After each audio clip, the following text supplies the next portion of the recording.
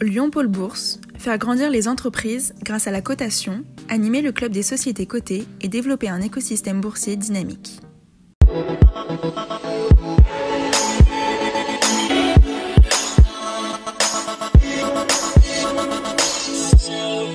Bonjour et bienvenue dans Bourse et Valeurs depuis le forum Lyon Pôle Bourse. Nous accueillons Alain Thur, PDG fondateur d'AST Group. Bonjour. Bonjour. Un mot sur un des leaders de la construction de maisons individuelles en France. Eh bien, j'aurais tendance à dire un semestre qui est très contrasté, une bonne performance commerciale dans un marché qui est en baisse de 30%, donc on est satisfait. C'est aussi en partie lié à le travail qu'on avait engagé depuis maintenant 2 ans sur la formation de nos collaborateurs, sur le sourcing. Donc là, on est plutôt satisfait de notre performance. Par contre, un trimestre qui vient, en tout cas un semestre où on voit peser sur nos marges l'augmentation des prix de revient, la pénurie des matériaux.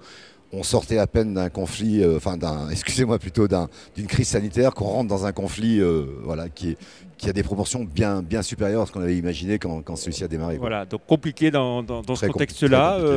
La hausse des prix, vous arrivez à la répercuter ou c'est compliqué ? Oui, alors c'est compliqué, néanmoins on la répercute puisque nos prix de vente ont augmenté de l'ordre de plus de 21% à peu près dans l'espace de 18 mois. Parallèlement, nos prix de revient ont augmenté à ce jour de l'ordre de 18%, en partie lié à la hausse des matériaux, mais aussi en partie lié à l'application de la nouvelle réglementation environnementale qui s'applique depuis le 1er janvier 2022, qui vient aussi compromettre nos prix de revient. Donc voilà, on se débat un petit peu dans cet environnement qui est incertain, parce qu'on est à peu près persuadé que les prix vont continuer d'augmenter nos prix de revient. Maintenant, le marché est en forte décroissance, 30%, lié d'une part à l'augmentation de nos prix de vente, mais aussi à l'accès au crédit qui devient plus compliqué. Voilà, donc aujourd'hui, on est vraiment dans un environnement où c'est compliqué d'avoir une bonne visibilité sur l'avenir en tout cas. Voilà, et puis on sait aussi que vous êtes beaucoup développé sur tout ce qui est maison à ossature bois depuis quelques temps. Je dirais que là, on est là pour le coup sur un résultat financier qui est encore intéressant avec un EBITDA de l'ordre de 11% à peu près. Donc on maintient notre performance. Néanmoins, on a aussi compromis nos prix de revient par l'augmentation du bois par exemple. On a payé le mètre cube de bois jusqu'à 1 000 € alors qu'on le payait 240 € en règle générale. Les coûts de l'énergie vont venir peser puisque l'usine qui consommait en 2022 250 000 € va consommer 1 500 000 € d'énergie sur 2023. Voilà, tous ces éléments-là nous permettent en tout cas pas d'imaginer une sortie de crise aussi rapide qu'on pourrait l'imaginer dans le cadre d'une crise financière où il faut simplement mettre des moyens sur la table. Là, c'est un peu plus compliqué. Oui. Donc activité commerciale que vous maintenez une bonne activité commerciale de votre mieux. Exactement. Mais c'est les marges qui trinquent. Donc en termes de résultats, vous affichez quoi on fait le dos rond. On a un résultat qui est à 0 globalement sur ce premier semestre. On devrait retrouver une normalité, on va dire, dans nos marges courant 2023 en fonction des hausses qu'on a passées et de l'augmentation de nos prix de revient. Aujourd'hui, on a valoriser et consolider ces marges. Néanmoins, on n'est pas à l'abri d'une hausse encore de nos prix de revient. Voilà. Donc on a pris cette petite réserve et cette poire pour la soif. Mais globalement, on compromet aussi l'accès à la propriété à un certain nombre de Français. Et là, c'est dramatique. Voilà. Et puis on a vu dans votre secteur, des entreprises qui ont fait faillite. Bien sûr, oui. Geoxia qui était un des leaders du marché français, qui existait depuis 1945. Non, c'est jamais bon pour une profession d'avoir de telles entreprises qui sont défaillantes.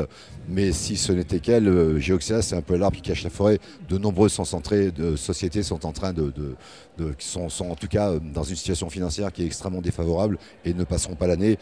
En tout cas, nos garants qui garantissent les achèvements de nos maisons sont extrêmement vigilants sur ces entreprises et sur le marché. Est-ce que ça veut dire qu'à votre niveau, vous souhaitez être acteur d'une éventuelle recomposition et racheter des entreprises Non, on ne rachètera pas. Aujourd'hui, les parts de marché, on peut aller les prendre. Donc on n'endettera pas la société pour faire de l'acquisition de parts de marché. On va aller la prendre. Aujourd'hui, il va se faire 80 000 maisons à peu près sur 2023 en France. On en fait 2500. On a 77 500 opportunités. Il y a de quoi grandir, effectivement. Globalement, cet état du marché que vous avez évoqué, vous pensez que les choses vont quand même pouvoir s'améliorer à quelle échéance Pour l'instant, c'est le brouillard. Alors, ce qui est sûr, c'est qu'on voit que les matières premières ont baissé depuis 6 mois. L'acier, le bois baissent. On n'a pas encore la répercussion sur les produits transformés. On sait que les produits chauffés, globalement, vont continuer d'augmenter. Saint-Gobain, on sait que les verres vont continuer d'augmenter. Les tuiles, on sait qu'elles vont continuer d'augmenter. Le carrelage va continuer d'augmenter.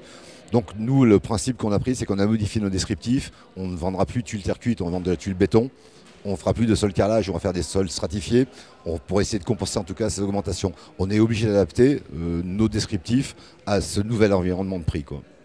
En revanche, vous êtes très présent aussi sur tout ce qui est maisons moins consommatrices d'énergie. Oui, les maisons Saturbois par exemple. Donc là, c'est plutôt un secteur qui marche bien, même si le marché chez nos concessionnaires a légèrement baissé, leur prix de vente moyen a fortement évolué. Donc ils ont compensé le volume en nombre par un volume en euros supérieur sur chacune de leurs constructions. Donc ça bénéficie également à l'usine, puisque le prix du kit moyen a fortement évolué. Et puis on a notre nouveau bébé, Natibox, voilà, qui est en pleine croissance, puisque on a 39 concessionnaires aujourd'hui en France qui sont opérationnels. Alors on va en dire quelques mots de Natibox, oui. Alors Natibox, c'est un studio de jardin, donc c'est 3 tailles différentes, avec bientôt un nouveau produit proposé, la Twin, globalement deux Natibox juxtaposées l'une à l'autre pour augmenter entre guillemets la surface. Donc c'est un produit qu'on développe au travers d'un réseau de concessionnaires, une quarantaine en France à ce jour.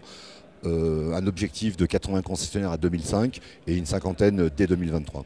Très bien. Merci beaucoup, Alain Thiord, d'être venu dans Bourse et Valeurs, PDG fondateur de AST Group. Merci, au revoir.